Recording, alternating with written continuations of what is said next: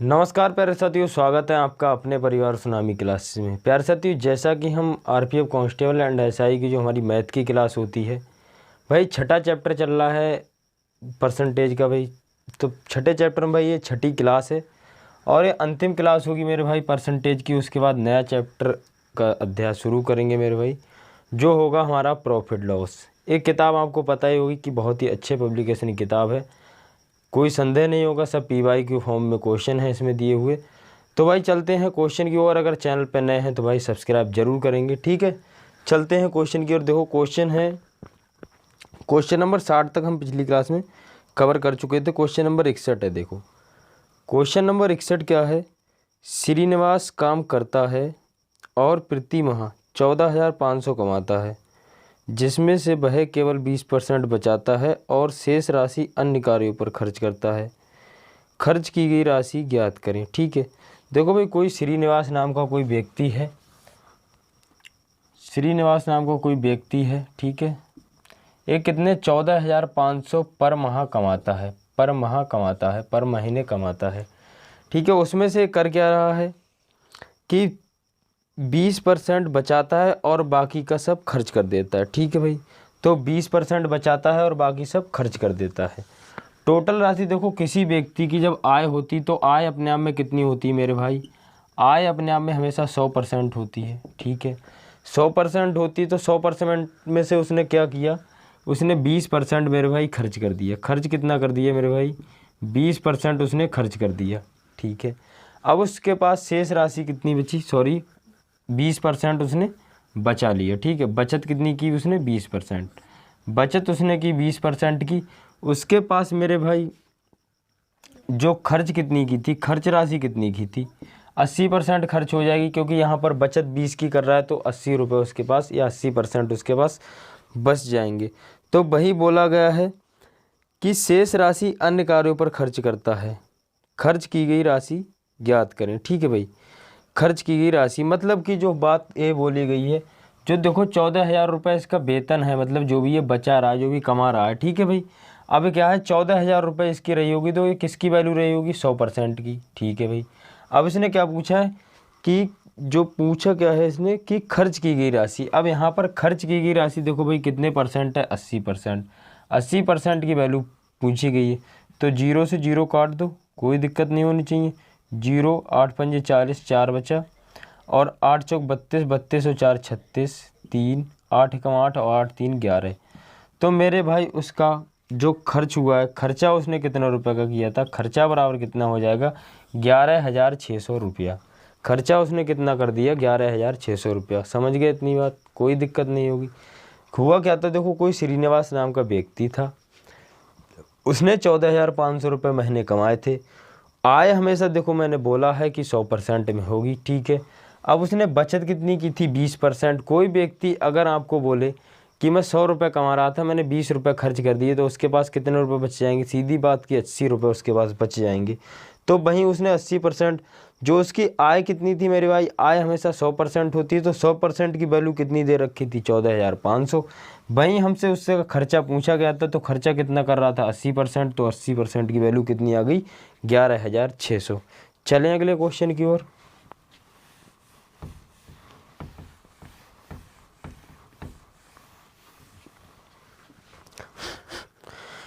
अगला क्वेश्चन है question number 62। हर महीने कृतिका अपनी आय का 30% घर के किराए पर और शेष में से 60% घरेलू व्यय पर खर्च करती है। प्रति माह 6,300 की बचत करती है, तब उसकी कुल मासिक आय कितनी होगी। इस क्वेश्चन को करने के मैं आपको दो मेथड बताता हूं, बट यहाँ पर मैं आपको एक मेथड बताने की कोशिश करूँगा और समझने की कोशिश करना। अगर इस मेथड से आपको समझ नहीं आया तो बता देना, मैं उस मेथड से बता दूंगा, ठीक है भाई। अब देखो कोई क्या, कृतिका नाम की कोई लड़की है। अब ये कितने रुपए खर्च कर रही है, देखो अपनी आय का 30% घर के किराए पर, ठीक है। देखो किसी व्यक्ति की जब आय होती है तो मेरे भाई आय हमेशा कितनी रहती है, आय हमेशा 100% रहती है। अब उसने क्या किया, इसमें से 30% उसने खर्च कर दिए। घर के किराए में कितने खर्च किए, घर के किराए में, ठीक है भाई। घर के किराए में उसने कितने खर्च कर दिए, 30% खर्च कर दिए, कोई बात नहीं। घर के किराए में 30% उसने खर्च कर दिए, कोई दिक्कत नहीं होगी। अब देखो हुआ क्या है कि जो उसके बाद शेष में से 60% घरेलू खर्च में, घरेलू खर्च में कितना किया है, घरेलू खर्चा मेरे भाई कितना किया है, जो शेष उसके पास बच गई उसका 60%। अब शेष यहाँ पर मेरे भाई कितनी बच गई होती है, 70% बच गई होगी। अब 70 का उसने क्या बोला है कि 60%, 70 का 60%, ठीक है। 60% निकालो तो कितना आ जाएगा, 7 छंग 42, 42% उसने क्या किया है मेरे भाई, घरेलू खर्चा। 42% क्या हुआ है, घरेलू खर्चा, ठीक है, घरेलू खर्चा। अब देखो जो क्या बोला है, उसने बोला है कि यदि वह प्रति माह 6300 की बचत करती है। देखो यहाँ पर अगर मैं परसेंटेज की बात करूँ, कितने परसेंट बचत होगी, खर्चा कितना हो गया, 72% खर्चा हो गया, तो बचत कितनी होगी, खर्चा टोटल कितना हो गया, खर्चा बराबर कितना हो गया, टोटल 72%, तो बचत कितनी हो जाएगी मेरे भाई, 28%, 28% बचत हो जाएगी, ठीक है। तो वहीं 28% की वैल्यू कितनी दे रखी है, 28% की वैल्यू दे रखी 6300 रुपया, ठीक है। अब उसने पूछा क्या है, पूछा है कि उसकी कुल मासिक आय पूछी, मतलब कि मासिक आय कितनी मेरे भाई, 100%, तो 100% पूछी गई है, ठीक है, 100% पूछी गई है। तो इसके लिए देखो काटोगे कितने से कट जाएगा, 7 से कट जाएगा, देखो 7 चौक 28 और 7 नेम 63, 900 हो गया ऊपर, 4 से काटो यहाँ पर, 25 चौका 100, कोई दिक्कत नहीं, देखो 0 का 0 और 25 नेमा कितना होता है, 25 अट्ठे 200, 25 नेमा 225, ठीक है भाई 225, कितना आएगा, 22,500 रुपया, 22,500 रुपया उसकी क्या थी मेरे भाई, आय होगी, 22,000 रुपया 500 उसकी आय होगी, 22,500 रुपया उसकी आय होगी। तो कौन से ऑप्शन में दिया है, देखो कौन से ऑप्शन में दिया है, सी ऑप्शन में दिया है मेरे भाई, बिल्कुल सी ऑप्शन में दिया है। इस क्वेश्चन के लिए आप और तरीके से इसे कर सकते थे, बट आपके लिए इस तरीका अच्छा रहेगा अगर मेरी आप सजेस्ट मानेंगे, बट वो तरीका है 2 लाइनों में समाप्त होने वाला तरीका है, उस तरीके के लिए मैंने अभी तक फॉलो नहीं किया है, जो मैं अगर हाँ बोलेंगे तो मैं बिल्कुल कराने को तैयार हूँ, ठीक है भाई, बता देना। चलते हैं देखो क्वेश्चन की ओर अगले।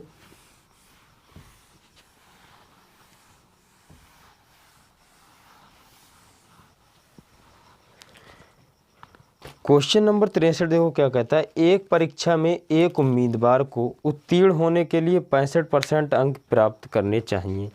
यदि कोई उम्मीदवार 210 अंक प्राप्त करता है और 50 अंक से अनुत्तीर्ण हो जाता है तो परीक्षा में कितने अंक थे, परीक्षा में मतलब कि टोटल अंक पूछे गए हैं, ठीक है, टोटल अंक पूछे गए, क्लियर। एक परीक्षा में उम्मीदवार कितने 65% अंक प्राप्त करने चाहिए, ठीक है, तब वो व्यक्ति पास हो पाएगा, ठीक है। देखो कोई व्यक्ति है, उसे जब वो 65% अंक प्राप्त करेगा तब वो क्या हो जाएगा मेरे भाई, पास हो जाएगा, ठीक है। अब देखो वहीं क्या बोला है, अगले बोला है 65% अंक प्राप्त करने चाहिए यदि कोई उम्मीदवार 210 अंक प्राप्त करता है और 50 अंक से अनुत्तीर्ण हो जाता है, ठीक है। देखो कोई उम्मीदवार कितने 210 अंक प्राप्त कर रहा है, 210 अंक प्राप्त कर रहा है, अंक प्राप्त, ठीक है, बट हुआ क्या, वो 50 नंबर से फेल हो गया। तो 50 नंबर से फेल हो गया मतलब कि अगर उसे 50 नंबर दे दिए जाए तो व्यक्ति पास हो जाएगा, ठीक है। वहीं अगर मैं बात करूं कि 65% अंक प्राप्त करेगा तब भी पास हो जाएगा, तो यहाँ पर 65% अंक प्राप्त करेगा तब भी पास हो जाएगा, ठीक है। तो अनुत्तीर्ण हो जाता है, तो परीक्षा में कितने अंक है, मतलब कि जो देखो 65% की वैल्यू की बात करूँ, देखो 65% बराबर क्या हो जाएगा, यहाँ पर देखो 260 हो जाएगा, कोई दिक्कत नहीं होनी चाहिए, 260 हो जाएगा, ठीक है। 65% की वैल्यू कितनी हो गई, 260 पूछी कितने की गई है मेरे भाई, टोटल नंबर कितने थे, मतलब कि 100% की वैल्यू पूछी गई है, 100% बराबर पूछा गया, ठीक है। तो 100% के लिए यहाँ से करो, देखो कितने से कर रहा है, 13 से कट जाएगा, देखो 13 पंजे 65 और 13 दूनी 26, 20 और 5 चौक 20, तो टोटल नंबर बराबर कितने होंगे, टोटल नंबर जो टोटल अंक कितने होंगे उसके मेरे भाई 400, टोटल अंक कितने होंगे परीक्षा में, टोटल जो पूर्णांक था मेरे भाई कितने नंबर का था, तो 400 नंबर का था। समझ गए इतनी बात, कोई अगले चलते हैं, देखो आराम से समझ गए होंगे चीज़ों के लिए, चलें अगले।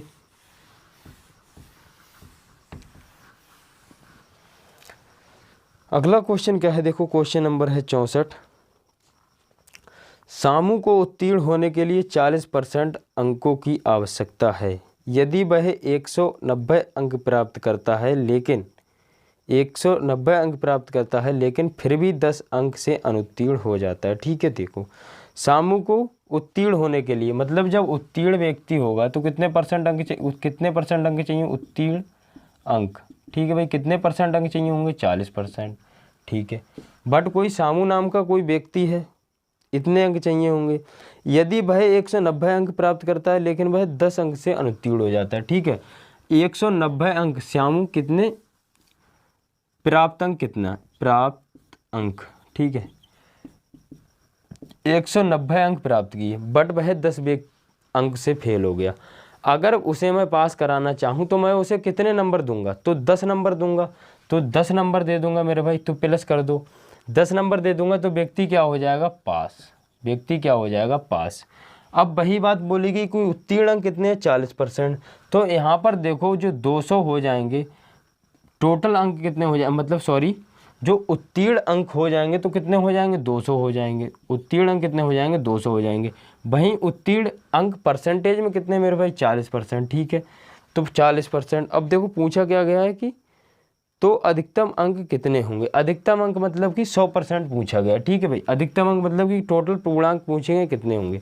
ठीक है, तो 100% की वैल्यू के लिए देखो क्या करेंगे, 0 से 0 गया और 4 पंजे 20 और 50। ठीक है, कितने होंगे, अधिकतम अंक कितने होंगे, टोटल अंक पूछेगा, टोटल अंक कितने होंगे मेरे भाई, तो 500। कितने हो जाएंगे टोटल अंक, 500 हो जाएंगे। ठीक है, 500 हो जाएंगे। कौन से ऑप्शन में दिया है, देखो बी ऑप्शन में दिया है, बी ऑप्शन में दिया है, बी ऑप्शन में दिया है। टोटल पूर्णांक कितना हो जाएगा, 500 नंबर का। समझ गए होगे।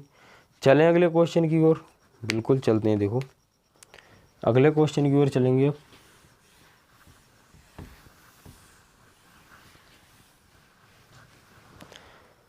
अगला क्वेश्चन है, देखो क्वेश्चन नंबर है 65। यदि किसी संख्या का 23.5% 11.75 है तो संख्या क्या है। ठीक है, देखो ये क्वेश्चन रहेगा आपके लिए होमवर्क, ये क्वेश्चन रहेगा आपके लिए होमवर्क। जरा मैं भी तो देखूं कि कितना कैलकुलेटिव तुम्हारा मजबूत हुआ है। ये अंतिम क्लास है मेरे भाई, इस तरह के मैंने कम से कम 5 से 7 क्वेश्चन करा दिए हैं। ठीक है भाई, तो इसको क्वेश्चन को रहेगा आपको होमवर्क। समझ गए। चलेंगे हम अगले क्वेश्चन की ओर। देखो अगला क्वेश्चन है, क्वेश्चन नंबर है 66। क्वेश्चन नंबर 66 क्या है, विमल ने परीक्षा में 46% अंक हासिल किए और परीक्षा में 10 अंक से उत्तीर्ण नहीं हो पाया। यदि उसने 52% अंक प्राप्त किए होते तो उसे न्यूनतम योग्यता अंकों से 8 अंक अधिक होते। परीक्षा में उत्तीर्ण होने के लिए न्यूनतम अंक कितने थे। ठीक है, प्रतिशत में अंतर निकाल लो इसका। देखो सबसे पहले क्या होगा, प्रतिशत में अंतर बराबर अंकों का योग, अंकों का योग। ठीक है भाई, अंकों का योग कौन से वाले, जो उनके बीच में अंतर आ रहा है उन वालों का। ठीक है, अब देखो प्रतिशत में देखो अंतर कितना है, देखो 46% पहले दिया है, 46%। ठीक है, 46%। फिर कितना दिया है, 52%। ठीक है, बराबर अंकों का योग कितना दिया है, देखो कितना दिया, देखो 10 अंकों से उत्तीर्ण नहीं हो पा रहा, 10 और प्लस बाद में कितना, 8। ठीक है, 10 + 8। ठीक, अब यहाँ से करोगे मेरे भाई कितना अंतर आएगा, 6। तो 6 की वैल्यू कितनी हो जाएगी, 18। ठीक है, 18। तो 1 की वैल्यू कितनी आ जाएगी, 3। 1 की वैल्यू कितनी आ जाएगी, 3।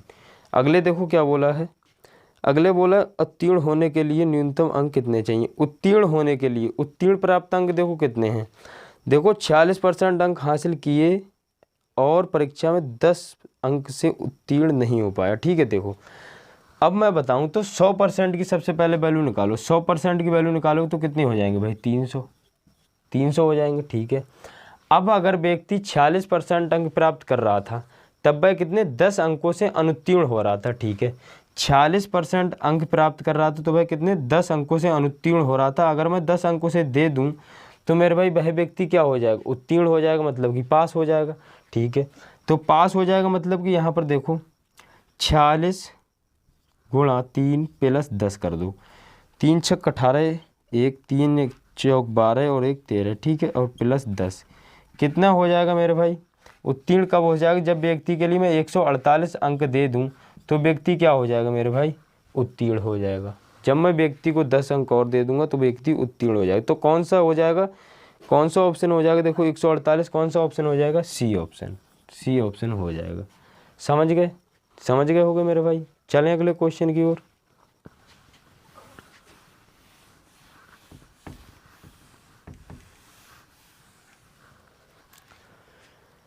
देखो अगला क्वेश्चन है, क्वेश्चन है 67। एक स्कूल में 60% छात्र एक परीक्षा में उत्तीर्ण हुए, यदि अनुत्तीर्ण उम्मीदवारों की संख्या 240 है तो उत्तीर्ण होने वाले उम्मीदवार की संख्या बताएं। ठीक है, एक स्कूल में 60% छात्र एक परीक्षा में उत्तीर्ण हो। ठीक है, देखो जो व्यक्ति मतलब जो छात्र रहे होंगे वो अपने आप में कितने होते हैं? 100%। ठीक है, छात्र कितने होंगे? 100%। अब 100% में से क्या हुआ देखो कि 60% छात्र परीक्षा में उत्तीर्ण हो गए, मतलब कि 60% छात्र क्या हुए? छात्र कितने हो गए? उत्तीर्ण छात्र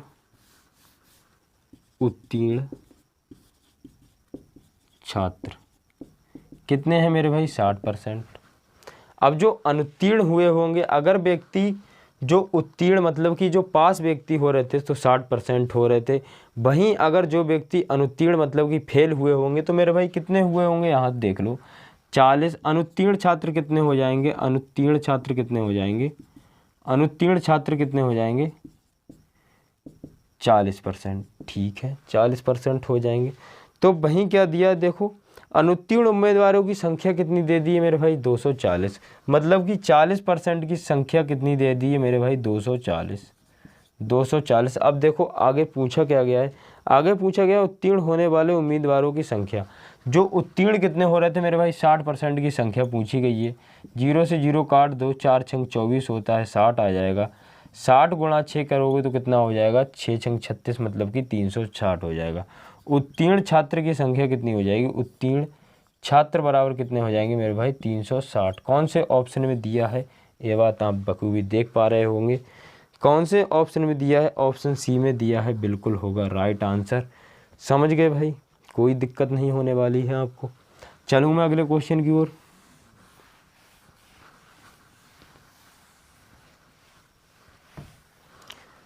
अगला क्वेश्चन है, देखो क्वेश्चन नंबर है 68।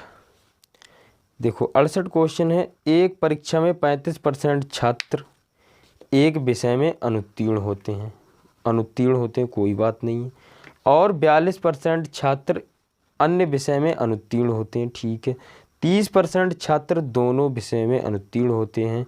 यदि छात्रों की कुल संख्या 2500 है तो केवल एक विषय में कितने विद्यार्थियों उत्तीर्ण होते हैं? केवल एक विषय में कितने विद्यार्थी उत्तीर्ण होते हैं? बताओ भाई, केवल एक विषय में कितने विद्यार्थी उत्तीर्ण होते हैं? चलो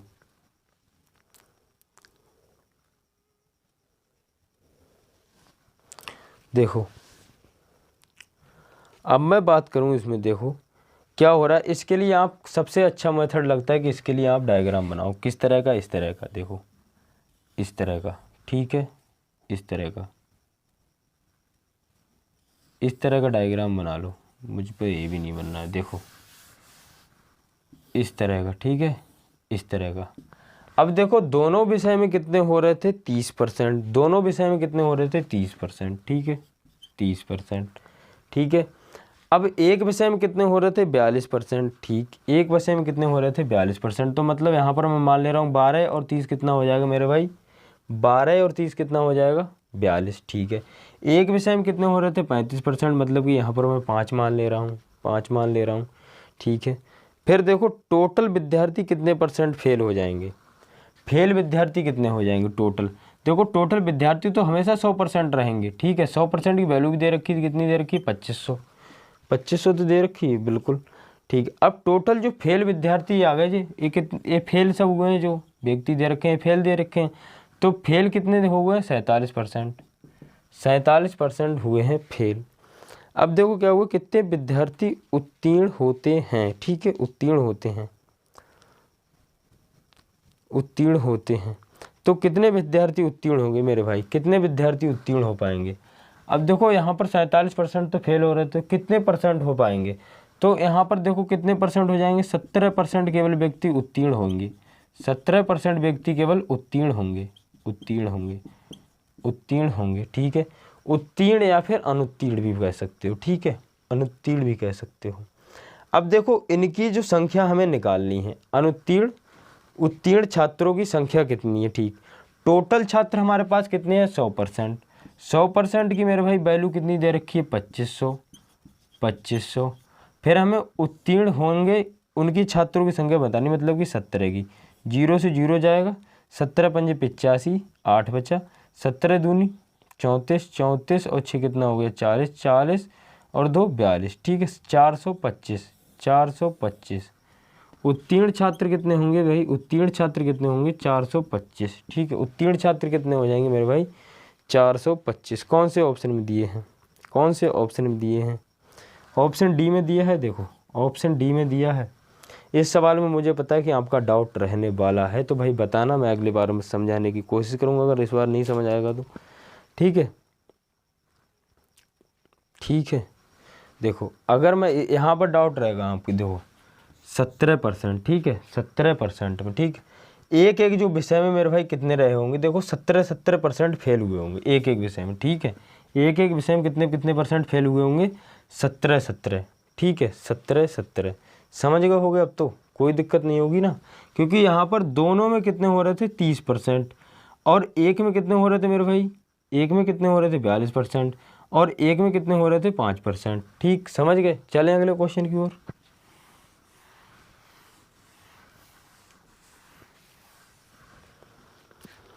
अगला क्वेश्चन है, क्वेश्चन नंबर है 69 क्वेश्चन क्या करता है, एक संख्या में पहले 20% की कमी की जाती है और फिर 15% की वृद्धि की जाती है। इस प्रकार प्राप्त संख्या मूल संख्या से 64 कम है, मूल संख्या ज्ञात करें, मूल संख्या ज्ञात करें, ठीक है, मूल संख्या ज्ञात करें। देखो पहले क्या की जा रही, 20% की कमी की जा रही, ठीक। कोई संख्या में पहले क्या हो रहा है, संख्या है कोई, संख्या में क्या हो रहा है मेरे भाई, पहले 20% की कमी, मतलब कि 80 होगी, 20% की कमी हो जाएगी, ठीक है।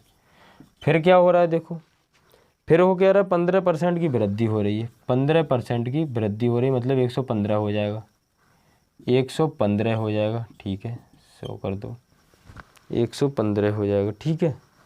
2 कहाँ से आ गए, एक ही रहेगा ना सब, फिर 15 आ गया, ठीक है, 115 आ गया। फिर देखो फिर बोला क्या गया कि इस प्रकार प्राप्त संख्या मूल संख्या से कितनी, 64% कम है, मूल संख्या ज्ञात करें, ठीक है, मूल संख्या ज्ञात करें। देखो अब टोटल देखो कमी कितनी हो रही है, टोटल कमी देखो कितने की हो रही है, 0 से 0 चला जाएगा, यहाँ पर देखो, यहाँ पर कितना आएगा, 2 पंजे 10 और 2 चौक 8, यहाँ पर देखो 2 पंजे 10, 2 पंजे 10, सॉरी 5 दूनी 10, 5 दूनी 10 और 5 तियाँ 15, 23 चौक कितना होता है, 3 चौक 12 और 4 दूनी 8 और 1 9, 92%, ठीक है भाई, 92%, 92%, 92%। अब कितने परसेंट की कमी होगी, देखो यहाँ पर 92% है, टोटल कितनी रही होगी, 100%, ठीक है, 100%। यहाँ कमी कितने की होगी, 8% की कमी हो रही है, 8% की तो कमी हो रही है, कोई दिक्कत नहीं होनी चाहिए, 8% की तो कमी हो रही है। बट जो देखो प्राप्त संख्या में मूल संख्या से 64% कम है, मतलब कि जो 8% कम है उसकी वैल्यू कितनी दे रखी मेरे भाई, 64 दे रखी है, ठीक है। तो मूल संख्या हमसे गई है पूछी, 8 8 64, मतलब कि एक संख्या का मान कितना आ गया, 8 आ गया। तो वहीं 100 संख्या का मान कितना हो जाएगा, 100 गुणा 8 बराबर कितना हो जाएगा, 800, 100 गुणा 8, 100 गुणा 8 बराबर कितना हो जाएगा, 800। समझ गए भाई, कोई दिक्कत नहीं होगी ना। चलूँ अगले क्वेश्चन की ओर, चलूँ अगले क्वेश्चन की ओर चलते हैं। देखो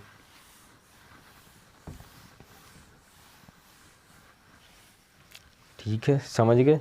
देखो क्वेश्चन नंबर है 70 और एक क्वेश्चन है परसेंटेज का लास्ट सवाल। इस क्वेश्चन के लिए आप देंगे आंसर कमेंट में। तो मेरे भाई मिलेंगे अगली क्लास में। अगर चैनल पे नए हैं तो भाई सब्सक्राइब जरूर करेंगे और अपने दोस्तों मित्रों से सब्सक्राइब जरूर करवाएंगे।